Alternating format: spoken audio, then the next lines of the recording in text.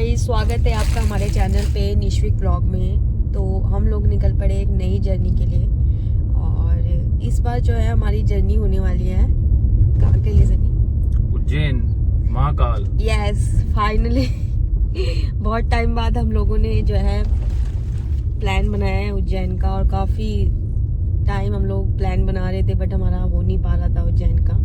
तो फाइनली हम लोग उज्जैन जा रहे हैं और ट्रेन से नहीं, अपनी गाड़ी से जा रहे हैं। और यहाँ से लगभग दिल्ली से अगर आप लोग उज्जैन जाते हो तो कम से कम 700 किलोमीटर का रास्ता है यहाँ से। और मतलब 650-700 है ना?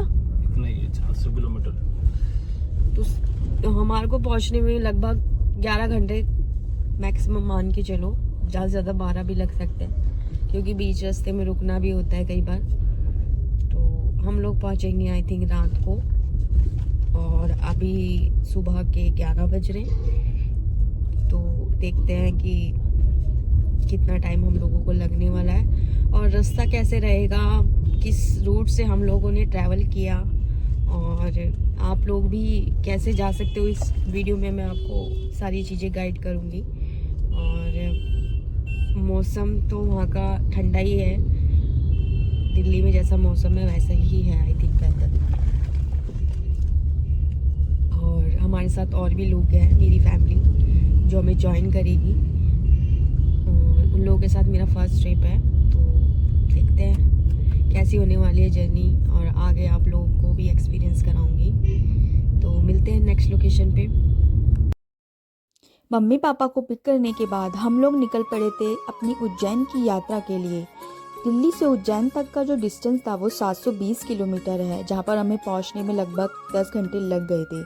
आप लोग भी उज्जैन ट्रेन से भी आ सकते हो। दिल्ली से डायरेक्ट उज्जैन के लिए ट्रेन डेली ही चलती है और ट्रेन आपको महाकाल मंदिर के पास ही रेलवे स्टेशन है वहाँ पहुँचा देती है, जहाँ से आप 20-20 रुपये का रिक्शा करके महाकाल मंदिर तक पहुँच सकते हो। अगर आप बाय फ्लाइट आना चाहते हो तो बाय फ्लाइट से आप इंदौर एयरपोर्ट पे उतरिए, वहाँ से आप बस या टैक्सी लेके महाकाल मंदिर तक पहुँच सकते हैं। हम लोग बाय रोड ट्रैवल कर रहे थे, तो हम लोगों ने जो रूट लिया वो था मुंबई एक्सप्रेसवे। हम मुंबई एक्सप्रेसवे से होते हुए पहले कोटा पहुँचे, दैन उसके बाद हम लोग उज्जैन पहुँचे। तो लगभग हमें रात को 3 बजे हम लोग वहाँ पर पहुँच गए थे।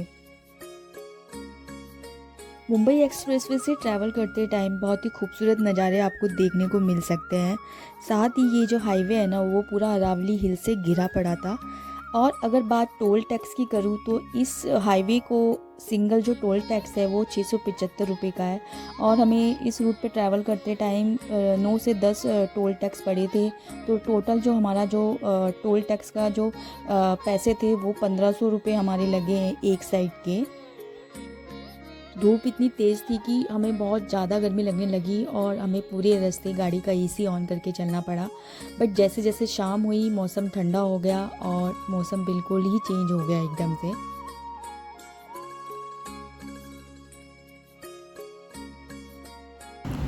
तो गाइज अभी हम लोग पहुंच गए हैं पेट्रोल पंप पे सीएनजी भरवाने के लिए। अभी यहाँ से जो देखो कितना टाइम लगता है हम लोगों को पहुंचने में। अब लगभग शाम हो चुकी है।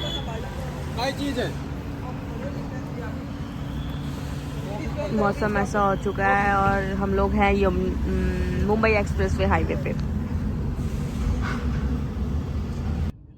सीएनजी फुल करवा के हम लोग निकल पड़े थे अपने आगे रास्ते के लिए। और सामने ही एक खूबसूरत सा सनसेट हो रहा था और ये ना हाईवे पे बहुत ही खूबसूरत लग रहा था और मौसम भी काफ़ी ठंडा हो चुका था और रात होने वाली थी। और तो हम लोगों को भी जल्दी से जल्दी पहुंचना था उज्जैन और फिर हम लोग निकल पड़े सनसेट एंजॉय करते हुए आगे रास्ते पे।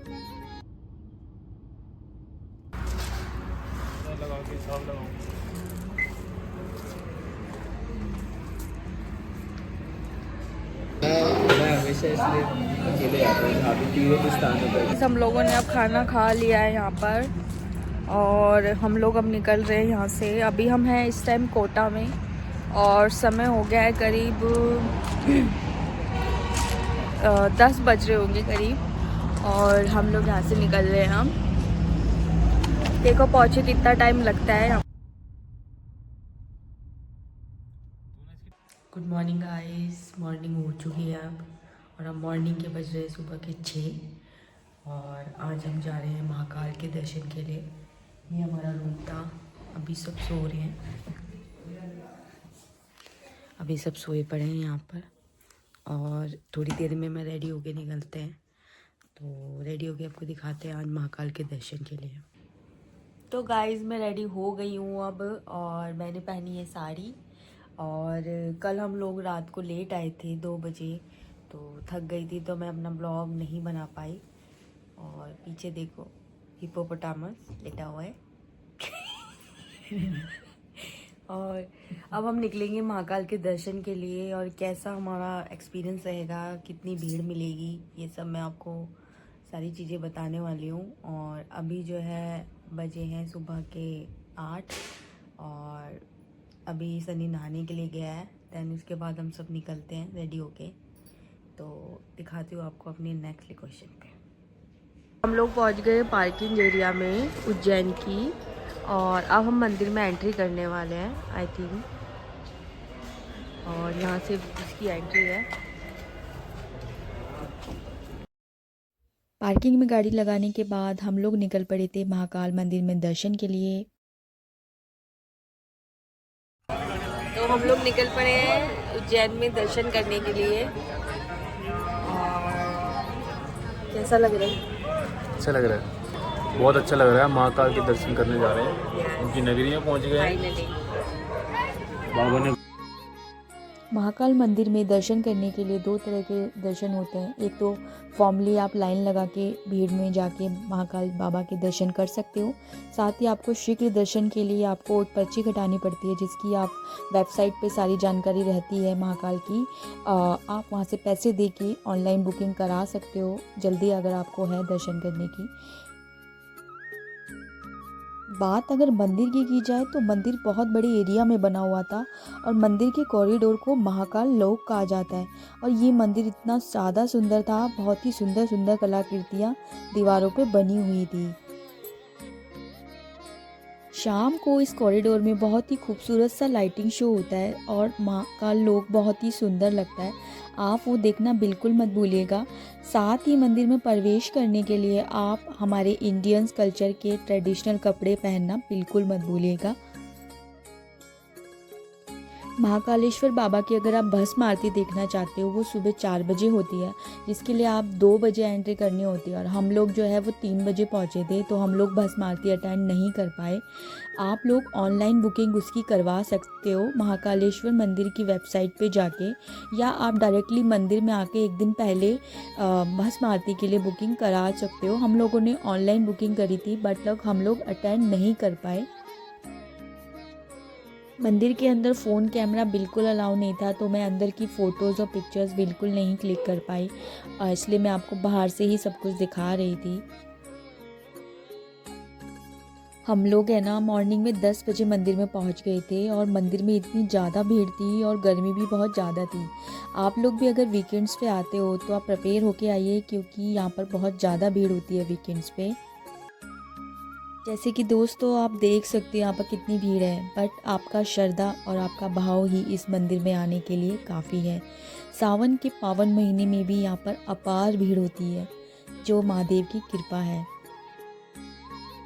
महाकालेश्वर मंदिर भारत के 12 ज्योतिर्लिंगों में से सबसे प्रमुख माना गया है, क्योंकि ये एक लौता ही दक्षिण मुखी शिवलिंग है, जिसके दर्शन करने मात्र से ही आपको मोक्ष की प्राप्ति हो जाती है।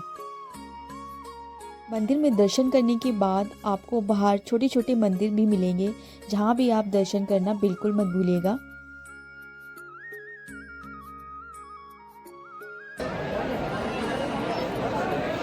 ओम नमः पार्वती पते हर हर महादेव।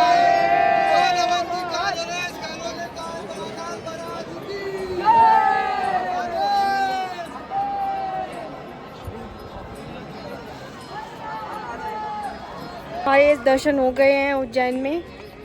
कैसा लगा आपको दर्शन करके? अच्छे लगे दर्शन, पहले दर्शन हुआ। अब हम करेंगे काल भैरव के दर्शन। अब हम जाएंगे भैरव मंदिर और बहुत अच्छे दर्शन हुए हैं। VIP हम लोगों ने लिए थे टिकट।